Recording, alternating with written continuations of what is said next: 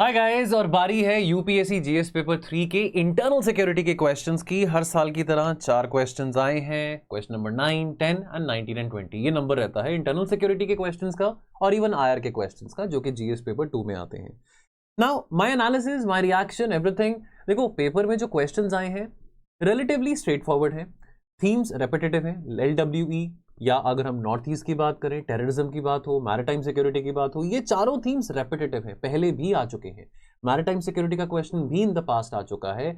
North east insurgency का, left wing extremism का, ये सभी पहले आ चुके हैं, राइट। सो नथिंग दैट कि ये थीम्स कोई नई है, रेपिटेटिव है, and which is why internal security बहुत कम, बहुत शॉर्ट टाइम में हो भी जाता है। अगर आपने स्मार्टली ये थीम्स को रिवाइज करा है, पीवाईक्यूज को कवर किया हुआ है, तो इतनी प्रॉब्लम नहीं आती है क्वेश्चंस को आंसर करने में।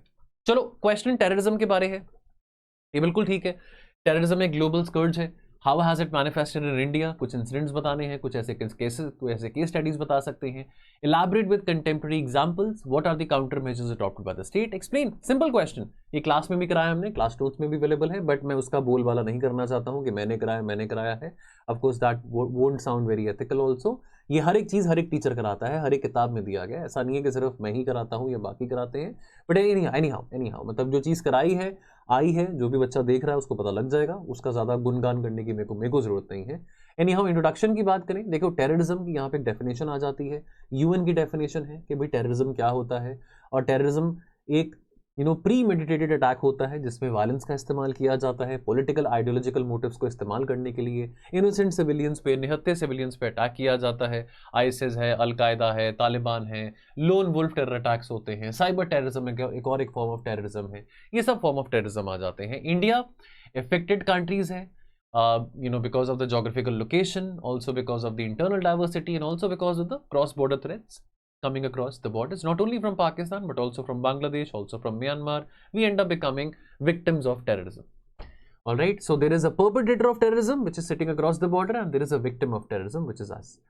So manifestation of terrorism in India, आपके पास क्रॉस बॉर्डर टेररिज्म आ जाता है, जो कि पाकिस्तान स्पॉन्सर्ड है। 1990 से देखते आ रहे हैं, 1984 में भी देखा था ऑपरेशन जो ब्लू स्टार हुआ था, that the whole Khalistani movement was also promoted and backed by Pakistan.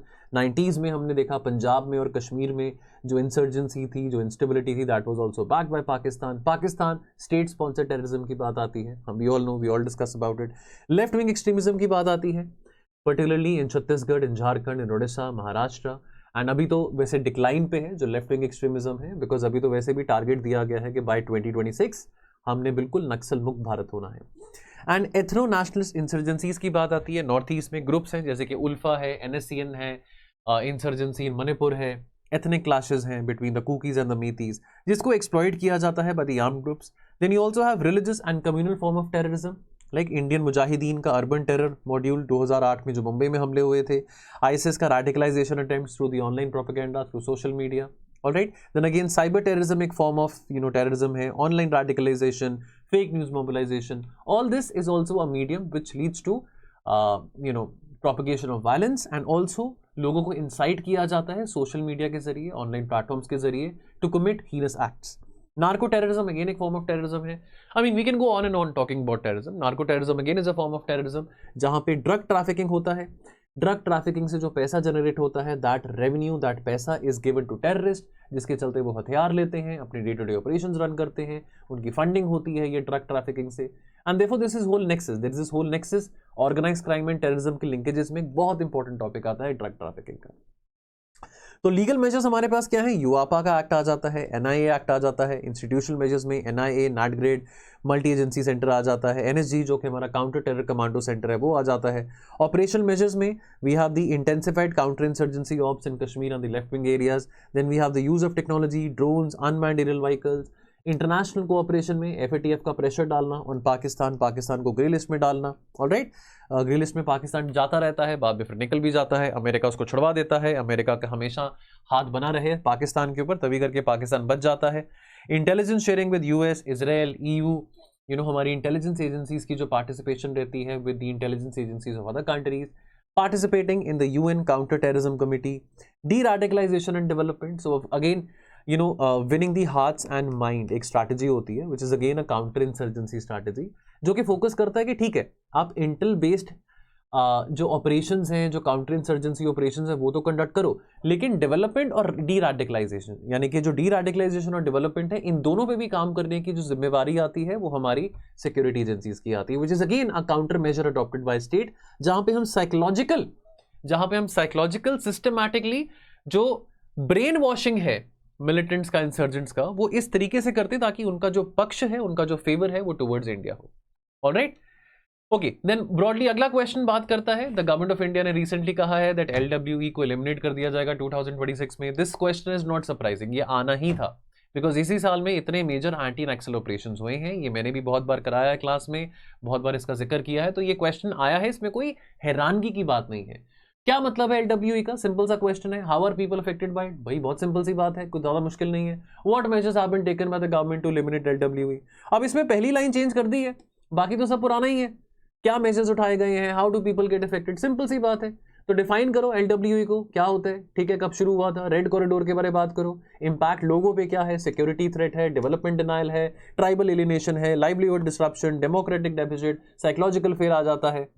Government measures क्या है, समाधान की बात आती है, समाधान डॉक्ट्रिन की बात आती है, जिसमें smart leadership, aggressive strategy, motivation, actionable intelligence, dashboard based monitoring, harnessing technology, ये सब बात आ जाती है। Deployment of CRPF, COBRA units, modernisation of state police, right. Development measures में एस्पिरेशनल डिस्ट्रिक्ट प्रोग्राम आ जाता है, रोड एंड टेलीकॉम इंफ्रा आ जाता है in the LWE areas, skill development and livelihood schemes for the tribal youth, Roshni scheme, Kaushal Vikas Yojana, electrification, banking, schools. Legal and administrative measures में ban on the CPI Maoist under the UAPA, under the UAPA act, NIA investigations, choking terror financing through the PMLA, right. Then outcomes में जो latest data है, LWE affected district reduce from 90 plus in 2010 to 38 in 2024, down to 18. Most affected districts अब they are down to 6 as of 2024. ये MHA के द्वारा जो recent data दिया गया है वो बताता है, ठीक है। चैलेंजेस अहेड, जोग्राफिकल ट्रेन एक बहुत बड़ा चैलेंज है, वो जोग्राफिकल ट्रेन में ऑपरेट कैसे करना है, हम अगर वो वॉरफेयर की बात करें, गुरेला वॉरफेयर टेक्निक्स की बात करें, तो वहाँ के जो नक्सल्स हैं, जो लोकल इंसर्जेंट्स हैं, they are very well equipped with the terrain. बहुत सारे नक्सल्स अब सरेंडर कर रहे हैं, रिहैबिलिटेशन के टुवर्ड्स जा रहे हैं, but more broadly difficult forest terrain बहुत बड़ा एक डिसएडवांटेज रहा है हमारी सिक्योरिटी एजेंसीज के लिए। अभी भी परसिस्टेंट ट्राइबल डिसकंटेंटमेंट है overland, although people they are trying to surrender, they are trying to surrender from this ideology of Maoism, but even then they have grievances with the government as far as their land is concerned. Remember, जल जंगल जमीन, ये तीन important चीजें हैं which forms the identity of the tribals, and these three are very very emotive issues for the tribal population people, right? Conclusion में LWE both एक security और socio economic challenge है। भारत ने सिग्निफिकेंट प्रोग्रेस किया है, लेकिन that is reaching to few pockets, and with this continued two-pronged approach, which is the security approach and the development approach, we will definitely achieve the elimination of the LWE by 2026. बस crisp छोटे छोटे points आपको बताए हैं, detail में model answers बाद में लेके आएंगे। Then again, question straightforward है, what are the major challenges to the internal security and the peace process in the northeastern states? Map the various peace accords and agreements initiated by the governments in the past decade. अब देखिए, map की बात करी गई है, तो वैसे आप इस क्वेश्चन में डायग्राम बना सकते थे, नॉर्थ ईस्ट इंडिया का डायग्राम बना दिया, थोड़ा सा आपने किसी स्टेट में कोई ऐसा यूनिट था, कोई ऐसा इंसर्जेंट ग्रुप था जिसने पीस अकॉर्ड साइन किया है, चाहे वो मिजो नेशनल फ्रंट हो, चाहे वो NSCN हो, चाहे वो उल्फा हो, बोडोलैंड अकॉर्ड हो, आप उसके बारे में बस थोड़ा सा वो मैप करके दिखा सकते थे, जस्ट अगर दिखाने में चीज़ अच्छी लगती है, लेकिन नहीं भी किया, लेकिन अगर आपने मेंशन करा है अबाउट द पीस अकॉर्ड्स तो भी चलेगा। मैंने इनफैक्ट, अब देखो ये नहीं कि अपनी बढ़ाई कर रहा हूँ, पर इनफैक्ट ये सेम बात मैंने मेरे नोट्स में दी थी, मैंने जो वैल्यू एडिशन नोट्स थे बिफोर द क्रैश कोर्स, मैंने कुछ वैल्यू एडिशन नोट्स प्रोवाइड किए थे, जो बच्चे स्लीपी के क्रैश में जिन्होंने पार्टिसिपेट किया था, अगर वो देख रहे हैं वीडियो तो शायद उनको याद होगा, वो बात कमेंट भी कर सकते हैं। ओके, सो यहाँ पे आप नॉर्थ ईस्ट को as a sensitive region with diverse ethnicities, ये चीज़ आप मेंशन करेंगे, कंटेक्चुअलाइज करेंगे, पोरस बॉर्डर्स हैं specifically with Bangladesh, with Myanmar. ये हमको पता है कि बांग्लादेश म्यांमार से बहुत बार कोशिश करी गई है चाइना की आर्मी के द्वारा नॉर्थ ईस्ट में इंस्टेबिलिटी क्रिएट करने के लिए। एथनिक आइडेंटिटी और strong wave of separatism has been very very central to the north east right since the time India gained independence. Major challenges क्या हैं to the internal security and the peace process? Ethnic insurgencies आती हैं, people are very emotive and people are very very obsessed with their own different identities, with their own ethnicities, right? Caste is not that important. Caste does not play a very important role in the Northeast as the ethnicity does. There are ethnic and interstate conflicts. There are groups within a state who are, trying to vie and, fight with each other for territorial autonomy or dominance of their tribes. Porous borders and external support, smuggling of arms, drugs, sanctuaries across Myanmar and Bangladesh, underdevelopment and governance deficit, poor infrastructure, lack of basic services, feeding grievances, drug trade and organized crime, illicit economies sustaining insurgent networks, political instability and implementation gaps, fragile state capacity, delayed or unfulfilled accord promises. अब कौन से important accords हैं जो पिछले कुछ सालों में, पिछले 10 सालों में करे गए हैं? एक तो NACN IM फ्रेमवर्क है, Isak Muivah, the nationalist socialist council of Nagaland, Isak Muivah, there is this one branch. NACN accord की बात आती है, बोडो पीस अकॉर्ड की बात आती है, असम में हुआ था 2020 में. Then you have the Bru Reang agreement, Tripura में 2020 में हुआ था. उल्फा ट्राई पार्टी अग्रीमेंट, ये 2023 में हुआ है, right, between one faction of the ULFA and the Assam government and the home minister and the ministry of home affairs. There is another branch of ULFA जिसका अभी पीस अकॉर्ड नहीं साइन हुआ है. वो उस उल्फा के ब्रांच का क्या नाम है? अगर आप देख रहे हैं वीडियो तो कमेंट सेक्शन में बताना. Then you have the DNLA peace accord, Assam में अप्रैल 2023 में हुआ था, which is the Dimasa National Liberation Army. And then you have the tri-party agreement with the Adivasi groups of Assam, ये September 2022 में हुआ था. Alright? Okay, last question. Why is maritime security very important to protect India's sea trade? Discuss maritime and coastal security challenges and the way forward. Right? Operation Prosperity Guardian के बाद हमारी maritime security की बात हो, India की participation in naval drills की बात हो, आर फाइट अगेंस्ट पायरेसी की बात हो, ये सब चीज़ें काफ़ी ज़्यादा हाईलाइट करी गई थी जब से हूथीज रिबेल्स ने ब्लॉकेड लगाया था on the trade, on the cargo, on the ships passing through the Red Sea going towards Israel. Operation Prosperity Guardian हुआ था जहाँ पे अगेन इंडिया ने चलो पार्टिसिपेट नहीं किया था, लेकिन अगेन इंडियन नेवी की यहाँ पे कंट्रीब्यूशन की बात आई थी, because Indian navy has a very dominant position and authority in the Indian Ocean region. Of course we have policies, अभी पीछे एक नई पॉलिसी बनी है जिसका नाम है महासागर. You have the security and growth for all in the region, the Sagar policy. Now you have the Mahasagar policy जो कि recently form करी गई थी at the recently held BIMSTEC summit in March 2025. देखो इंडिया एक peninsular country है जहाँ पे 7500 किलोमीटर इंडिया की कोस्ट लाइन है, 1200 से ज़्यादा आइलैंड्स हैं, 13 मेजर पोर्ट्स हैं, 200 माइनर पोर्ट्स हैं, 95% of India trade by volume and 70% by value. तो ये डेटा ना आपको मेंशन करना है एज इट इज. कभी भी मैरिटाइम सिक्योरिटी की बात आ रही है, why is maritime security vital to protect India sea trade, ये दो फैक्ट्स को आपने रट्टा लगा लो या आपने मेंशन करना ही करना है. अगर आप अभी इस वक्त 2026 या 27 के एस्पिरेंट हैं, इन फैक्ट्स को प्लीज रट्टा लगा लो. एनर्जी सिक्योरिटी में 85% ऑफ क्रूड ऑयल इंपोर्ट जो है they come by sea, the strait of Hormuz, the Malacca strait. Trade dependence की बात करें, global supply chains, export of pharmas, textiles, IT hardware. Strategic location, India sits right in the heart of the Indian Ocean region and therefore important routes, whether linking to the Middle East or even linking towards East Asia, they cut across the Indian peninsular region. Blue economy, fisheries, seabed mining, shipping industry, etc. Foreign policy and Act East, maritime security underpins the Sagar policy, the Mahasagar policy, which is the new form of, which is the Sagar policy 2.0.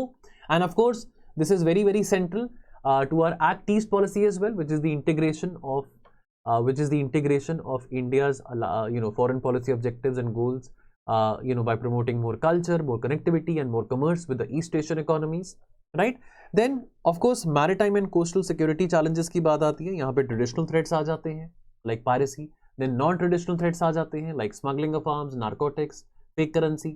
Coastal vulnerabilities की बात आती है, like poor policing, inadequate coordination pre the 26/11 attacks. Then you have around about 35 lakh fisher folk communities who are vulnerable to radicalization or exploitation. And then geopolitical pressures में यहाँ पे China का string of pearls का so called वो जो policy है जहाँ पे apparently, वैसे तो चाइना ने डिनाई किया है that ये string of pearls में जो इंडिया को इंडियन ओशन रीजन में ही इंसर्कल करने की कोशिश की गई है with in India's neighbourhood. China ने डिनाई किया है कि ये जो हम इंडिया के नेबर में जो जितने भी पोर्ट्स हैं, ग्वादर पोर्ट है, हाम्बनतोता पोर्ट है, या चाहे वो हम क्वाकफाई पोर्ट की बात करें जो म्यांमार में है, तो चाइना ने डिनाई किया है कि हम यहाँ पे नेवल बेसिस नहीं बना रहे हैं, लेकिन कमर्शियल एक्सपेंशन कर रहे हैं इन पोर्ट्स की.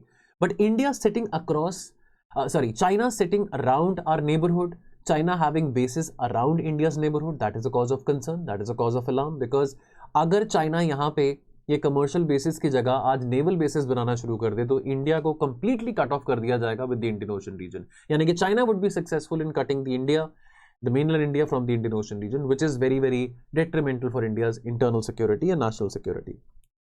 सो मेजर्स टेकन में इंडिया की नेवी का एक्सपेंशन है with aircraft carriers, with nuclear submarines, with P-8I aircraft, coastal surveillance network की बात आती है, national committee on coastal and maritime security की बात आती है, you have the Sagarmala project for port modernisation with security components, you have the Sagar vision, the Mahasagar vision, you have partnerships, the Quad partnership, the Indian Ocean Rim Association, the IPOI initiative, the Indo-Pacific Ocean Initiative, which also complements the Asian outlook for Indo-Pacific as well. Alright, तो ये कुछ बातें हैं यहाँ पे जो कि हमने करनी है. अगेन ये रफ पॉइंटर्स आपके साथ मैंने क्विकली डिस्कस करे हैं. मॉडल आंसर्स को हम डिस्कस करने बैठेंगे तो we can go on and on, but the idea was to quickly give you quick pointers and also give you a fair amount of idea. So my take for the internal security paper is the questions are not very difficult, they are straightforward. The themes are repetitive. So maritime security one theme, then you have the northeast insurgency as the second theme, then you have the LWE as the third theme, and then you have again terrorism as the fourth theme. तो ये जो चारों की चारों themes हैं, they are repetitive at least in the last 12 years since 2013 जब से internal security component आया है UPSC मेंस में, तब से हम देख रहे हैं कि ये चारों themes repetitive में repeat करी जा रही हैं. Alright, so I'll see you very soon once again. Thank you so much.